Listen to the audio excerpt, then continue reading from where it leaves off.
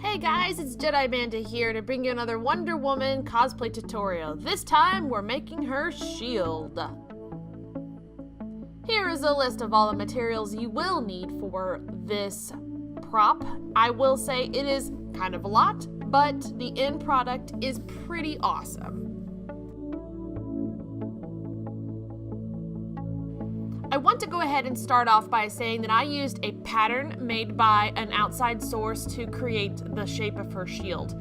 As I'm listed in the video, the pattern was created by Punished Props, and I do have the link down below in the description if you would like to purchase. It was only $2. It was 100% worth it, so I did not have to figure out the math of making this shield. The first thing you're going to want to do is to put the shield together. Now, I used EVA foam like listed in the materials, cut all of the pieces of the pattern out, and connected them with contact cement. Contact cement is definitely the type of glue that you'll want to be using for this step. What you're seeing right now is me drawing out the design of the shield that I am doing. Now, I am doing her shield from the movie, not from Batman vs. Superman. So if you want to do that shield, all you have to do is at this step right here is adhere the design you're drawing on the shield to the design that you would like.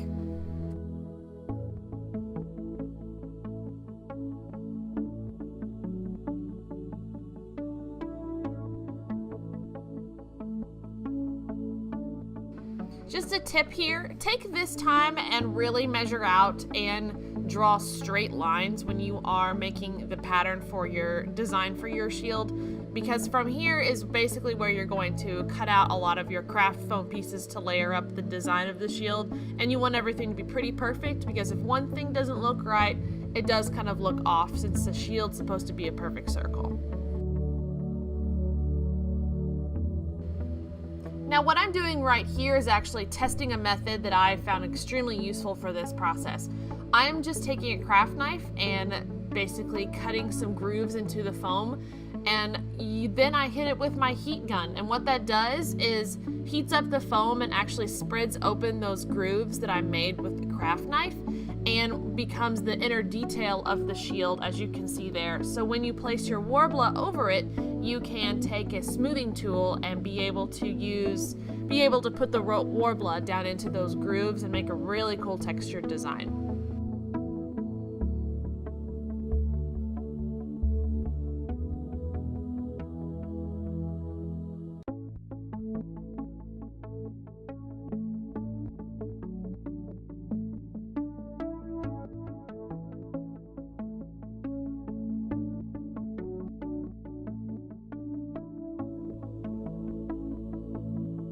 Once I have the entire design drawn out of the shield, I took some tracing paper and traced out the circle designs to make a pattern so I can cut them out of bigger pieces of foam instead of placing them together, so you have less seams that you have to worry about.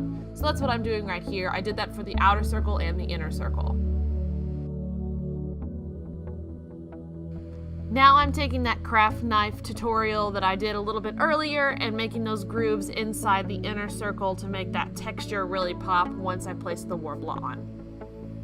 And then hit it with the heat gun and magic happens. It's super cool. Just a word of warning, if you heat up the foam too much, the glue, the contact cement does come apart. So take your time on this and kind of let the foam cool between each time you heat it up and kind of reconnect it together. It's no worries, but if you keep the heat on the foam a whole lot, the glue will disconnect.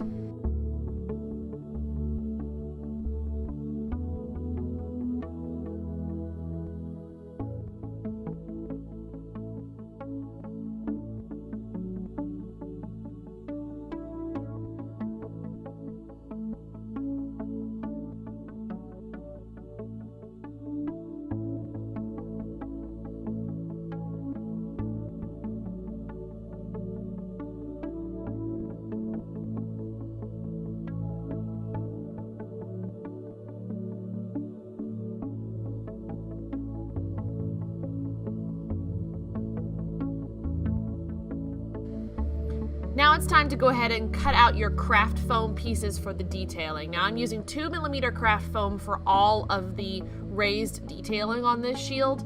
It's probably the thinnest you can get the craft foam, and it works the best to add on to the shield without making it too bulbous. So go ahead and grab your craft foam, use all the patterns that you drew out that you traced from your shield, and cut out everything. The next step is a whole lot of gluing. So be patient, I promise the shield turns out great.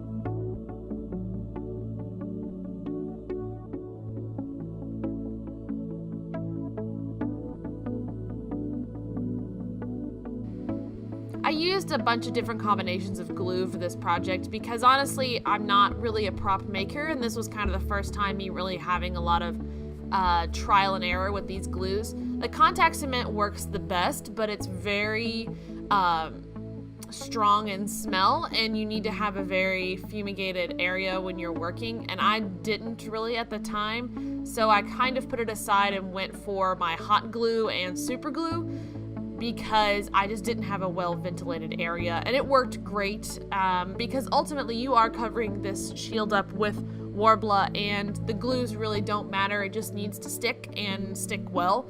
But I do suggest contact cement for the majority of it, especially putting the shield together, and hot glue and super glue for the other smaller parts of detailing.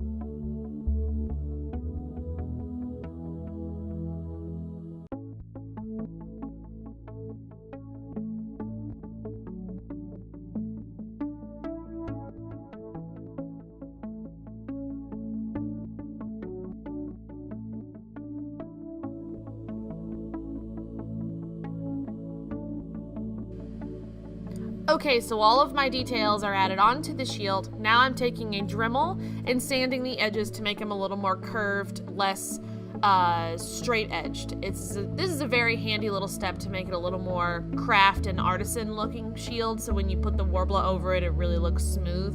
And once I did that, I went ahead and cut out a giant piece of Worbla and took my heat gun and went to town. This spot took me a very long time because I kept heating up my fingers and it being really too hot and just trying to get through this. So take your time on this, work towards the center and then go outwards instead of starting on the edge.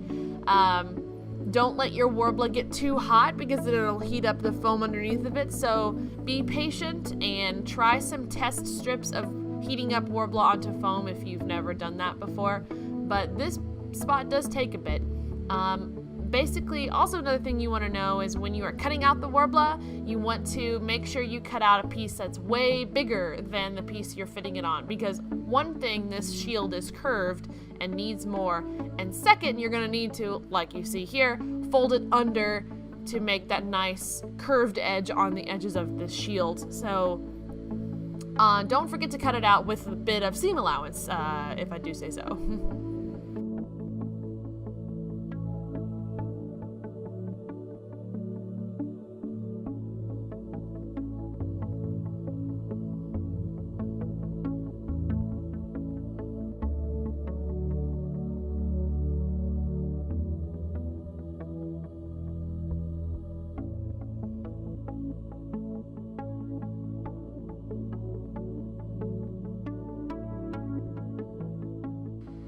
Now what I did right here is that I measured out the back edge of the the back of the shield and cut out a big piece of 2mm craft foam for the back of the shield. I attached it with contact cement, and then I ran out of contact cement, and then I just did hot glue. So this just kind of covers up all those Worbla edges and those back seams of your EVA foam and gives it a nice smooth backing for you to place your armature on the back so you can hold your shield.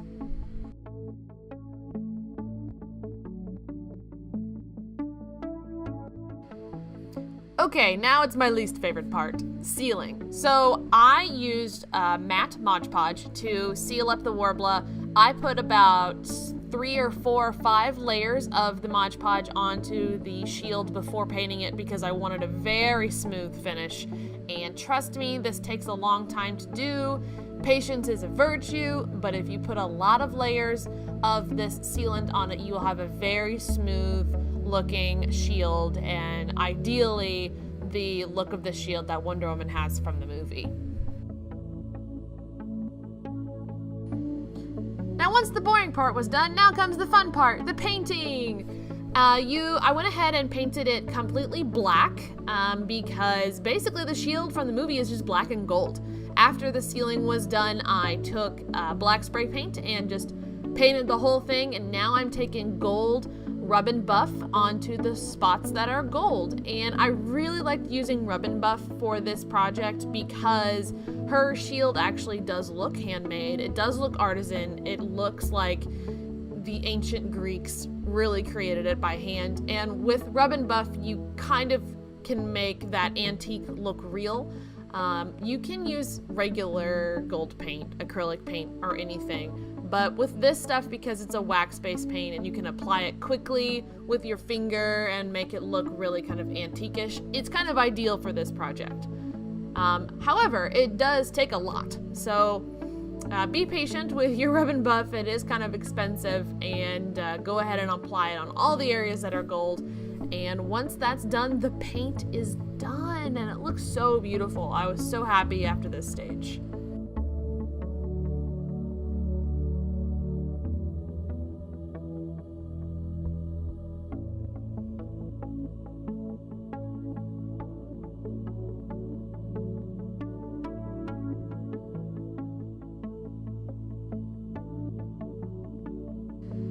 Once the front side of the shield was painted and done, I went ahead and Mod Podge and sealed the very back of the shield to give it a smooth finish so I can apply the backing so I can hold it. What I'm holding right there is, they're called upholstery spin pins. And these things are a godsend because the leather that I'm placing onto the foam needs to be stuck and held well. And what these pins are basically little twist pins that you can twist into the foam that will go through the leather, go through the foam, and are short enough to not go through the Worbla. So from that, basically, it holds on the backing. So I took a piece of scrapped leather that I had and cut it down to the size I needed, measured my arm and the straps that I needed, and basically I applied glue at certain spots to hold it in place till I got the spin pins in there, and then used the spin pins to secure it down.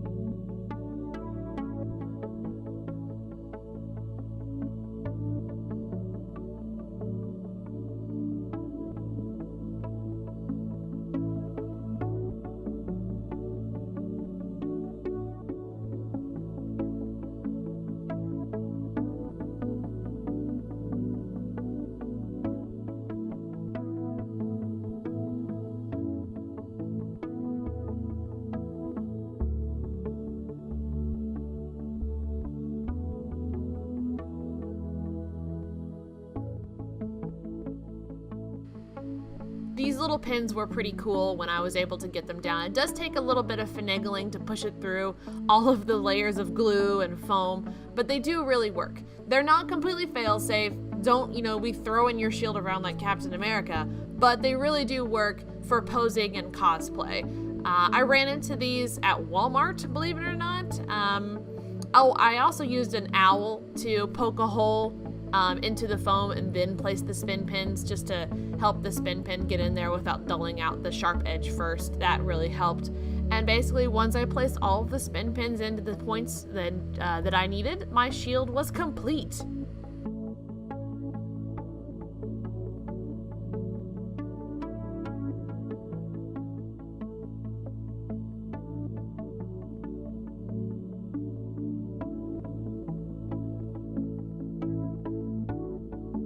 I'm so happy with how this shield turns out. It was my first cosplay prop shield that I've ever done, and I'm just very proud of it. If you have any questions about making your own Wonder Woman shield or cosplay shield, make sure you leave in the comments below, and I'll be happy to answer. Bye!